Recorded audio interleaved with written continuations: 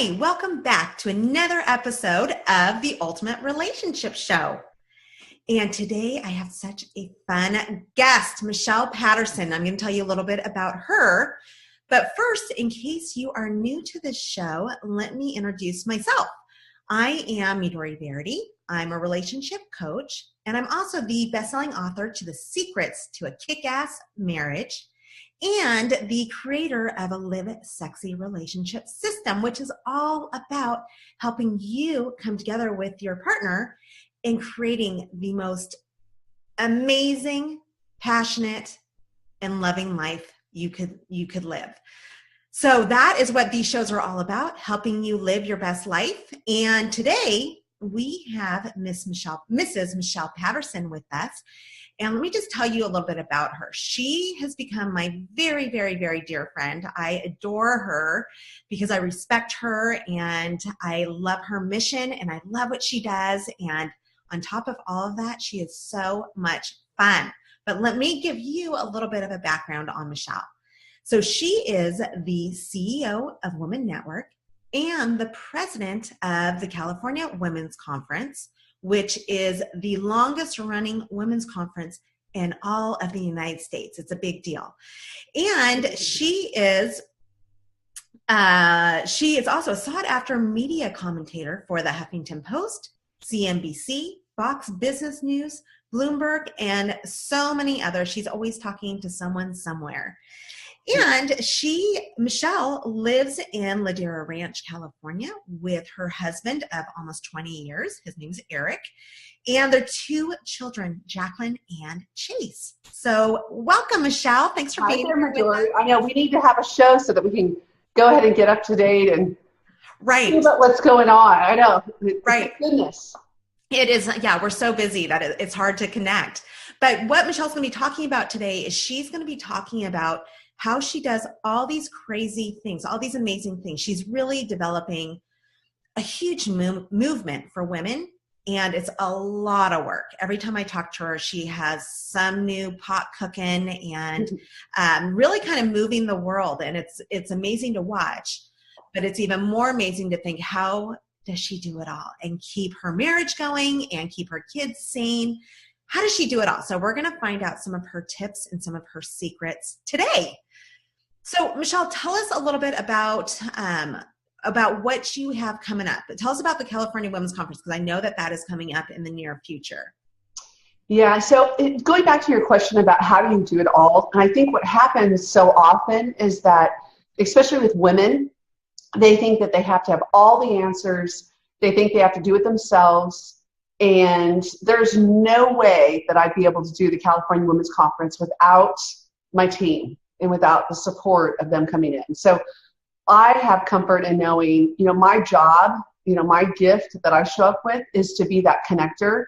But again, and then get out of the way, paint that picture, what that vision is, keep that space for the vision, and be real clear on this is what the outcome is. Pull those individuals together and then get out of the way, let them do what they do, so well. So it's really, really important is to be able to ask for that support and develop relationships where there's a clear message of, how can we work together? How can we go ahead and really collaborate and build off of each other's gifts, our strengths, and have that win-win relationship and build. I mean, that's the only way that I know how to do a global movement is be able to come together and truly work collectively. Right, which is such a good point in that you need to rely on other people. But sometimes because a lot of your people that you work with are volunteering. So how do you do that? Do you have some tips for those of us who are involved in school, whether it's helping put together the spring extravaganza at our kids' school, or at work where we're in charge of certain employees and we're trying to bring them all together? Do you have some specific tools that you use to help get people motivated and wanting to continue working with you, especially when they're not getting paid? Absolutely. And so, time is money. I mean, my husband makes the comment sometimes. He says, he goes, it would be easier for you just to go in and ask for money. He goes, the things that you're having people do, and I have people who are running companies out there picking up trash, for a major event and be able to help out. I mean, it truly is a collective, collaborative effort. I mean, I put on events of 30,000, big, huge festivals where, again, we have people that come in. So regardless of whether you're volunteering or it's a paid position, is being very clear on what those job duties are, what's the role of that particular position, how is that position going to be reporting back what they're working on. And so one of the things that I do, and you and I've talked about this before, is when I go into a meeting, I will have sat down, and even if it's just 5 minutes, I will take out my journal or my iPad, put it right into the notes of what is it that I want as the outcome. What do I want to achieve from this meeting? What's the win-win on both sides? How do we want the organization to be received? How do we want it to be perceived? And again, so that when I leave that meeting, I'm clearly identifying what those objectives are in my head. And so then when I start the meeting, because again, a lot of times what happens is we go on these meetings and we set up these partnerships, but they're heavy duty meetings. I mean, they're truly, best intention, but what's the outcome? What's the follow-up? What's that next step? And so I think about, you've volunteered many, many hours, but we had and we're dear, dear friends. I mean, we traveled together, had fun times together. Having said that, though, we sat down and you took on, the California Women's Conference, the virtual summit for Women Network. And so we had a set, this is what the description is, this is what our objective is, this is what the outcome is, these are the milestones, this is what we want to achieve. And, and we went back and it was like, okay, I'll go ahead based on our conversation today, let me go ahead and put that in writing and be able to push that out. And again, it didn't take away from us being dear friends. If anything, it really protects the relationship. Totally agree. It's so important to have, I talk with my, in a lot of my trainings and my coaching about having a vision of what you want, and you really have to. So you broke it down. If you're going into a meeting, if you are planning a huge event, whatever it is, I hope people are making some notes here because these are really powerful tools to use in so many aspects of your life. But writing down what your intention is, what you want to achieve in that meeting or in the presentation or whatever it is. Again, these skills that she's teaching you are adaptable to so many different scenarios, and being very specific so that when you go in to the meeting or into the presentation or when you're planning some big event, you're clear on what you're trying to achieve. And it makes it so much easier. Right. And everyone's clear, right? Just like you said, Michelle, when you and I got put together the virtual summit for California Women's Conference, we had to be really clear on what we wanted and how it was going to look. And the clearer we were, the more that it happened. So I think that's a really, really important and powerful tip for everybody. Well, and think about it too, because you're dealing with relationships. You're dealing with many, many, many people. And so your work relationship, your friend relationship. And so when you start crossing the line, which, I mean, you hear this saying, oh, don't work with the people that you're good friends with. Well, I disagree. I disagree. Yeah, I mean, I want to work. That's who I want to spend time with. I would rather, and for all my friends, they'll tell me, I never see you. I want to spend time with you. Great. Volunteer. Get on board. Be a part of the community. When you kind of go through that mindset, it's different.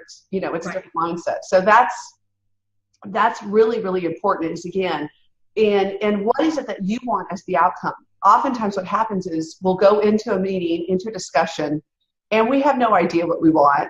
And so what happens is the dominant thought will overpower. And next thing you know, the conversation, you're leaving there scratching your head thinking, okay, now what did I sign up for? And what am I doing? And it's not focused on what your purpose is and what your cause is. So you want to be crystal clear, because if you don't have a plan, what happens is others will come in and they'll create a plan for you. Oh, and then it gets all convoluted, right?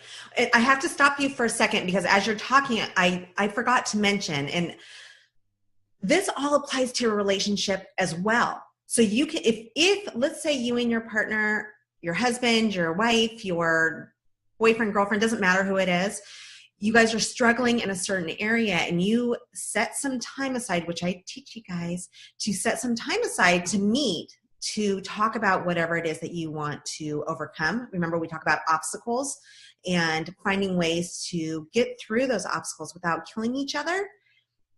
This is a very, very constructive way to do it.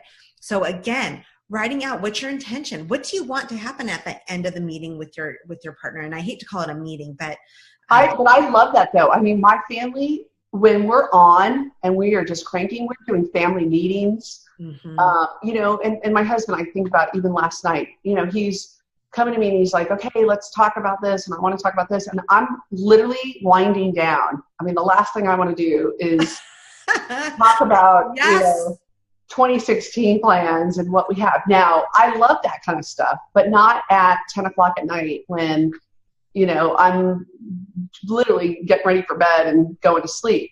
And so I couldn't agree with you more. And this applies to, I call it my magical journal, but I can pull out my journal and it's every single meeting. It's not just the business meetings, but it's whoever I'm actually meeting with, and even my relationships with my friends. And what happens is it forces you to be present. It forces you to be, at that conversation. So even this right now, it's what do I want as the outcome? What message do I want to deliver? How do I want to support Majori in communicating to her audience? And we're talking about relationships and how to have your best relationship. So it's being able to get crystal clear going in and it only takes like 5 minutes, 10 minutes. And I can give you a quick example. I was headed off to LA. I was meeting with an investor that flew in. They had another event and we were meeting. And I can remember I was racing in and I'm in the lobby. And before I went up and got in the elevator to head up for the meeting, I stopped, sat down. I took 5 minutes and I wrote out and I answered these 3 questions. What do I want as the outcome? What's the win-win? How do I want to be perceived? And what's the follow-up that I see happening from this discussion? And I went in and literally within 5 minutes, and I'm just writing. I'm not, I'm just really coming in as what's that vision and capturing that vision. And I wrote down that, I wanted them to come in as a significant investor. I wanted to go ahead and have that start immediately. I wanted to be perceived as we were well organized and that this was an investment that would be able to have the return that they were looking for. And so I covered that in 5 minutes. And again, all the ideas were going through my head, but I hadn't committed it into writing. Yeah. And it was funny, and one of the individuals that was there that was coordinating this and putting this together. So I get done with that. I head upstairs. We sit down for dinner and we have this meeting, and it literally was like clockwork. It went through and the meeting was exactly what I had put down on paper, to the point where we were leaving, and the individual that coordinated the whole meeting, she looks at me, she goes, okay, that could not have gone any better. She goes, that was like amazing. It was exactly what you had talked about in wanting as an outcome, Michelle, because we had spoke when I was driving up to LA. But because I committed to it, I put it in writing. So again, I was clear. So that way, when we started having the conversation, I was able to direct the conversation, come back to those bullet points, and be able to really come up with a plan. So then when we left, it wasn't a meeting that was for naught. It wasn't this howdy-doody meeting. And, again, you get the warm and fuzzies, and yes, it's great, and you're working with people you want to work with, but there was clear action steps. Yeah. That you're able to bring it back in case it does start getting a little bit too off track. Those 4 points that you want to come forward, and so you can always bring it back because that's all you're thinking of is those 4 points. And another thing I want to bring up is another big part of what I teach for my couples are setting 90-day goals and living your best life and pushing yourself into a whole new world that may seem scary. But when you listen to Michelle, this is why I bring you people like Michelle. she shows you the system. It's not something that is so far reaching that it's impossible to be able to relate to that. She's just giving you hardcore tips, very actionable, easy ways to help you get to that next stage. So I hope that you're thinking of it in that way too. Even though Michelle's doing these big power meetings, what she's showing you is that you can take that same skill set that she talked about and apply it to whatever you want to help you advance in your life, to help you advance in your career, to help you in your relationships to make them stronger and happier and better. So that's what this is all about. Love it. Well, and the other last piece too is, again, we have the best intentions. We go in the last piece of it. So the first one is to go in with a plan, and actually write that plan. When you fail to plan, you plan to fail. Right. So go in, spend that time, not at the meeting, but before the meeting, even if it's 5 minutes. It's amazing what you can accomplish in 5 minutes. So write out, answer those 3 questions we talked about, go in with a plan. And then during the meeting, what I've been able to do is make sure that you're capturing those action steps. And so I will use my iPad. I'll go ahead and comment, literally in the notes, be typing up, what's the agreed upon action steps that we want to achieve from that? Because again, that's when people are most excited.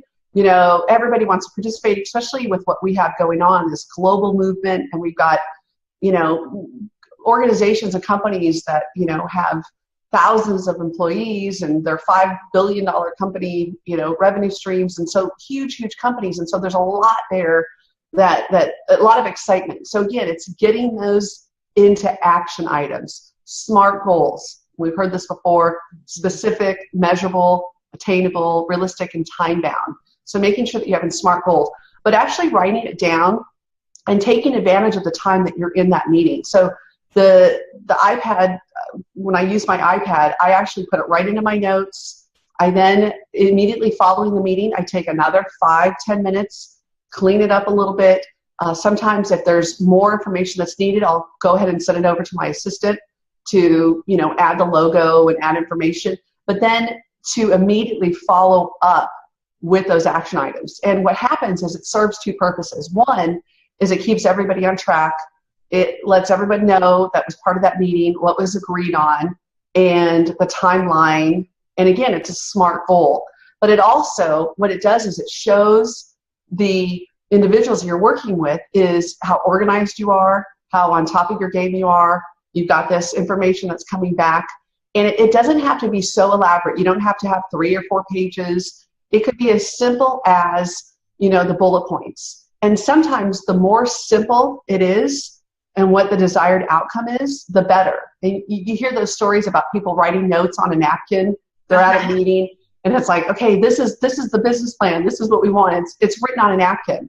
So that's the mindset of this. And the notes piece that I use for my program, I can go ahead and email literally the notes right there off to that individual. And I've done that before, where I've been in meetings and said, okay, let me go ahead and send that off to you right now. And what I found is that when I don't do that and I wait, and then it's because I want it to be perfect, and I want it to look great and have all the bells and whistles. And so I wait a week. Well, what happens is I lose pieces of the conversation that was agreed upon because I'm so worried about making it perfect. So again, my recommendation to this group was get it on paper, get it in an email and send it off, within the hour, if not minutes, following your discussion. And that applies to everything. It applies to all meetings. And I could see it being used. I haven't done it, but I think I'm going to with meetings with my husband. Again, I want a new word for that, Michelle. I want something else when you're meeting with your spouse to talk about relationship things. What's another? Well, how about you heard me refer to my husband as my lover. My lover. And we've been married. Oh, there goes my dog. I see him. I'm at my house, Mr. Big. Friday.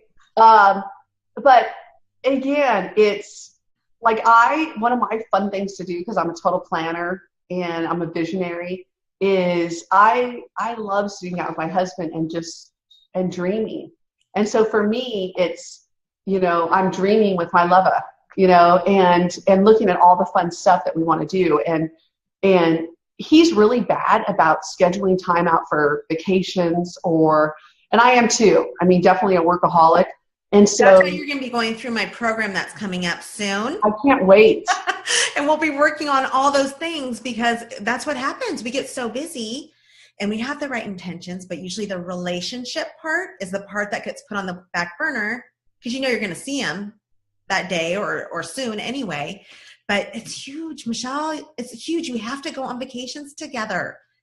Well, think about it. We will spend all day long planning work stuff and everything, and then we don't take the time to plan our future together and to plan our excitement. And sometimes, I mean, think about it. We work so hard for that quality time, but yet we never have that because we're working. So it's being able to carve that out and put that out. I use, again, my phone, being able to capture and really have your calendar work for you.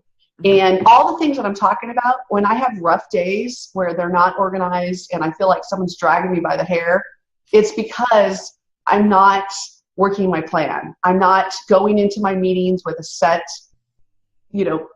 plan, and then I don't have the follow-up. So again, I look at my days and I think, okay, what did I accomplish today? And did I move that, the process forward? And it's when I follow that process of capturing that content, pushing that content back out, that's when I have great, great days. I love that. And just so everyone knows, on our website where we have Michelle's podcast, these notes will be in there as well. So the highlights of what she's teaching us, because these are all really, really important. And then along with that in there is going to be a reminder to make sure that you plan your dates and your little vacations together. Because we all can use some reminders and we can all use some highlights. And I'll give you an example. And I'm going to send you that note. I'm going to send I'm not a huge fan of long distance, driving. And we were driving to my husband's parents' house, and it was, in Sedona. It was like a 7-hour drive. There was the two of us. So then I thought, okay, I have 7 hours, of this like amazing time, together. How often do you have that really of just, quality time, just the two of us, no kids. And so I went ahead and got a book that was, all the questions to ask, your lover, all the things that you want to know. And so I brought that. And of course, at first he's like, what do you have me do? Oh, I love that. You're going to have to give me the title of that book. Oh, I'll totally. And it was, I brought a couple, but it was like what to do on a date night or, just engaging questions, things that you want to know. And so I pulled that out and we just went back and forth, and I'd ask a question, he'd ask a question. And it was honestly, it's probably one of my best trips. And I love that intimacy of just getting to know him better. And even though, we've been, married for almost 20 years and together for 22, there was things that I didn't even know, and again, we evolve. And so what it was able to do was just connect us. I love that. So again, Michelle's going to get me the name of that book, and I'll put it on our website so you can see that as well. But what a great idea. And there is something about when you're in a car. I know, like when I was taking my son to college, it was great. Right. He was stuck in the car with me. And so there's just a different level of connection when you're stuck like that. Just make sure your phones are turned off. Yeah. And that you're my kids, again, and in the effort of being super transparent, and my kids won't be like, Mom, you're on your phone, or Mom, so I really make a point of, again, when I'm planning that time out, how do I want to be perceived, what's the desired outcome, what's that connection. And so again, to be a better listener, but also to be present. So in going back to the car ride, it's really easy for me, especially because we were driving. It was, during the week. So my phone, I'm there's calls coming through, and it's really, really easy for me to take a phone call, which for him, he hates that. I mean, sure. I've seen. He's just like, really? You're going to be on the phone the whole time? I mean, he just hates that. Right. And he's like, I don't want to listen to your conversation. And not to mention, he's only getting half the conversation because I'm sitting there on the phone, so he doesn't hear what I'm saying. That's not fun. Right. And also being, texting, email, and all that kind of stuff. So it's really going in. But I know I'm one of those individuals where, I wanted to have something planned. So that's why I was able to go ahead and do that. And then in planning, I let my staff know, my team know I'm out of pocket. I'm not able to go ahead and meet, and to really be able to honor that time together. Yeah. And I was able to show him how much I care without saying to him, oh, well, I'm going to wipe the day clean, and he was able to see it. He knew I was putting value. Yes. And I want to make a quick point before we go into our truth or truth game, which Michelle has not experienced yet, but real quick, there's so many points that have come up in this conversation that are important. When you are so busy, which so many of us are, most of us are, people who watch my shows tend to be overly busy. Michelle talked about just turning everything off and just being super focused. So if that is your life, you just are all over the place and it's very difficult to find those times to be together. Sometimes we can't change our life, but what we can do is when we do have those opportunities, whether it's in a car ride, whether it's out to dinner, whatever it is, but time that you plan, because that's what I teach. But when you have those moments together that everything's turned off and you are 100% not just physically there, but emotionally there with your partner so that they feel it. So it's not just you giving lip service that you're going to be doing this and that. And the other thing is that you're actually showing it, because that's the money. That's where it's at. And that's how you create a happier relationship and a happier life. Well, and I love that, Midori. And I think what happens too is it starts with us. So what's the relationship that you have with yourself?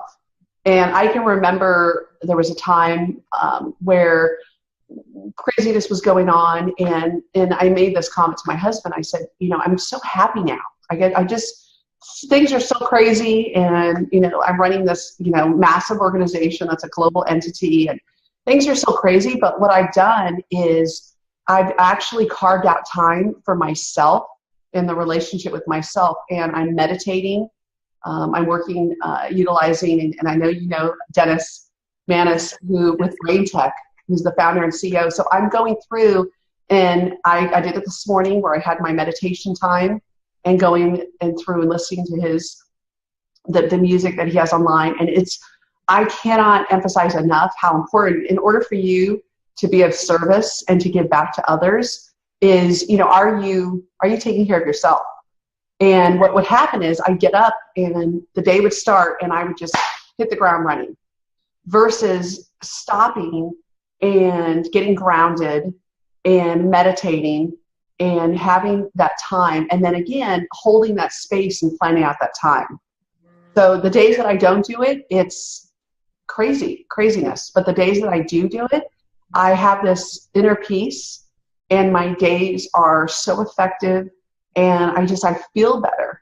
And I told my husband recently, I said, ever since I started doing this, I go, I enjoy being by myself. I enjoy that quiet time. Even when I'm dealing with a tough issue, it's really sitting down and strategizing and thinking about all the possibilities of what to do, versus being frantic and racing around.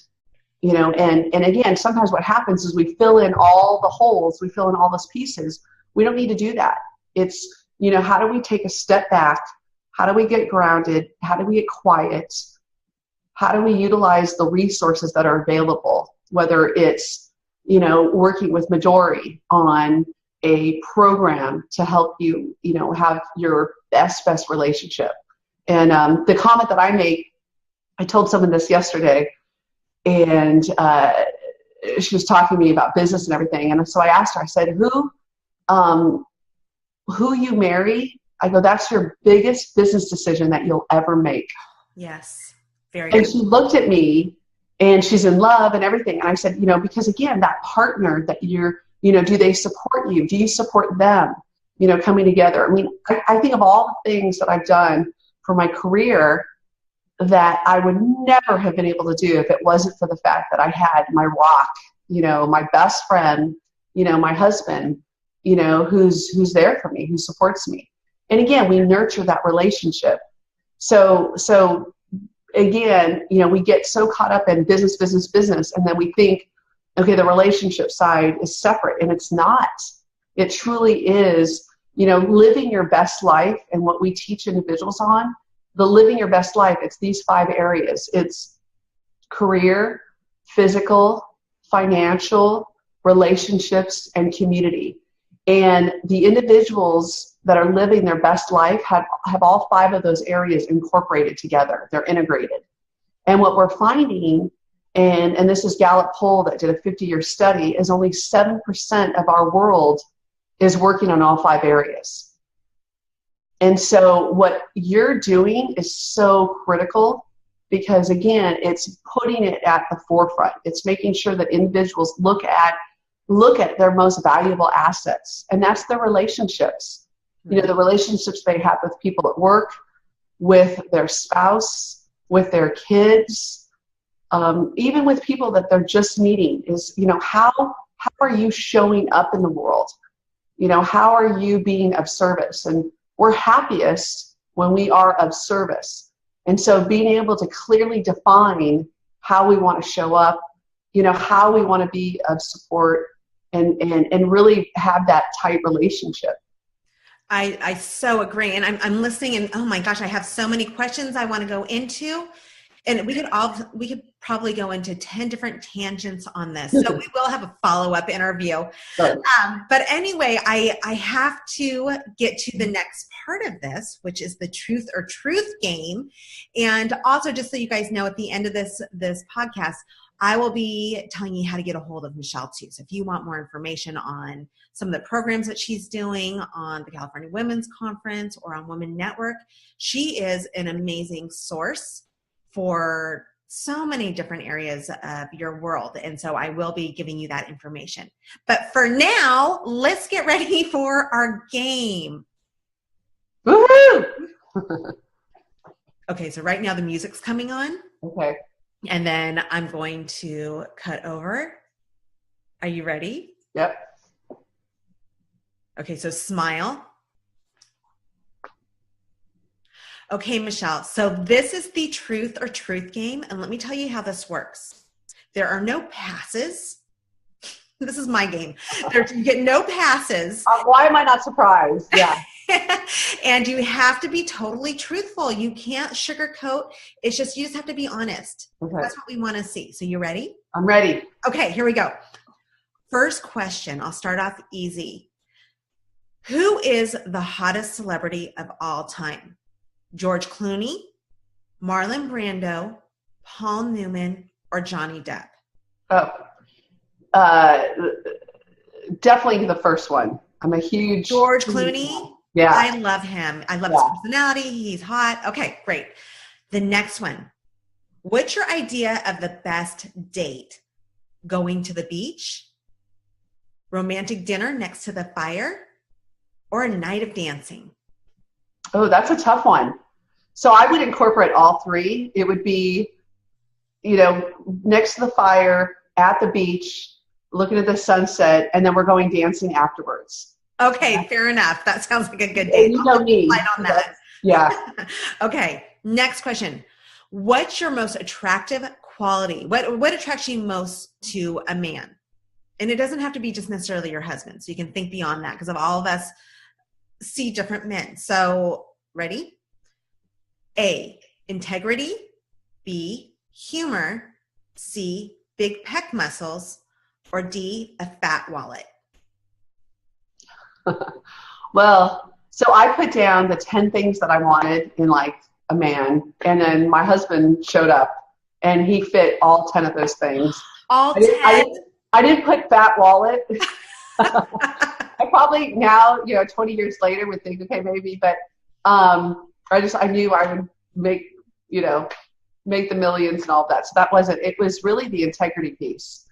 The integrity, okay. Yeah, I mean, and you've met him, Midori. I mean, he's absolutely gorgeous on the inside and out. He's just one of those individuals where he's so congruent with who he is, and he's so honest and thoughtful that and I think, oh my gosh, I'm married to him. I mean, he's amazing. And again, just that super supportive, rock. I mean, tells me, sometimes what I don't want to hear, but just is really good at being able to be my confidant and my go-to person, and thinks I'm perfect, thinks the world of me. But I would say it's the integrity for sure. Okay. And I have to agree with you. I know Eric, and integrity is what I think of when I think of Eric. So you did well. Okay. So the next one, this is a better question. What pickup line would work best on you? 1, I want to live in your socks so I can be with you every step of the way. Number 2, if you were a vegetable, you'd be a cute cucumber. I'm sorry, a cute cumber. Okay. And then number 3, I seem to have lost my phone number. Can I have yours? So I probably would say number 3, only because and you know this about me, I'm super direct. And I laugh with my husband. I'll joke with him. It's like, okay, go sit over there at the bar and pretend like you're trying to pick me up. And he's like, I don't want to play that game. And I'm like, okay, now I'm going to be really hard to get. So get over there. So, and he, again, we're very opposite in our personalities. He's, an introvert. He's shy. I'm very much an extrovert. I mean, for me, I have a chance to talk to every single person. That's my idea of, really fun. Whereas for him, it's that one-on-one. So I would say probably the 3rd thing, just again, direct to the point. I love it. I love that one. I seem to have lost my phone number. Can I have yours? That's a great line, guys. If you happen to be watching this and you're single, use that one. That's a good one because it's clever. It's funny. Okay. The last and final question. Are you ready? I'm ready. The best invention: lip gloss, Spanx, or Viagra? Okay, so again, I'm applying this as honest as I can in my own life. Probably lip gloss. Lip gloss. Okay. Yeah, I hate Spanx because I'm just not comfortable. It's like, it's just not comfortable. To me, I'm like, okay, if I'm going to wear something, let's wear something that's, going to be flattering, that I don't have to like suck it in for 12 hours, to have this. It's not comfortable. And just so guys know, because I think there are some versions of Spanx for men, but women tend to, I think, use them more often. They are not comfortable. I mean, you can't breathe. It's just depending on the size. So again, I've worn them. But personally, I'm like, if I can wear something that's going to be comfortable throughout the whole day, that would be ideal. And I haven't had a, opportunity or need to experience Viagra. In fact, Eric, my husband, just turned 49. So there's, we don't have any need for that. Well, just in case, it's good to have in the back. Yeah. Just in case. But there's nothing better than, you're wearing a jacket and you have lip gloss in your pocket, and I've got lip gloss on now. I mean, you can do a makeover really quick with lip gloss. So I would go. I feel like I'm definitely not ready for the day until the lip gloss is on. Just a little lip gloss, right? Yeah. I hardly have any makeup on. It's Friday. And I'm like, all right, flip the hair and then a little lip gloss. Yeah, so that's my thing too. I agree. And today I had to wear even extra lip gloss because today on Periscope is Happy Hour Friday. Every Friday we do happy hour. So, I need a little bit better for Happy Hour Friday. So okay, so I don't think I've ever talked about Viagra or anything. So I'm impressed with your questions. That's good. Thank you, Michelle. There was a lot of thought and study that went into them. I can tell. Tell. Yes. And that's what we're all about here at the Ultimate Relationship Show. We really dig in and we find the truth. So that's what we're about. Michelle, thank you for being with us. It's always fun talking with you, and I love your tips, and can see how it can apply to so many areas in our life. I knew you would be a welcome source of information.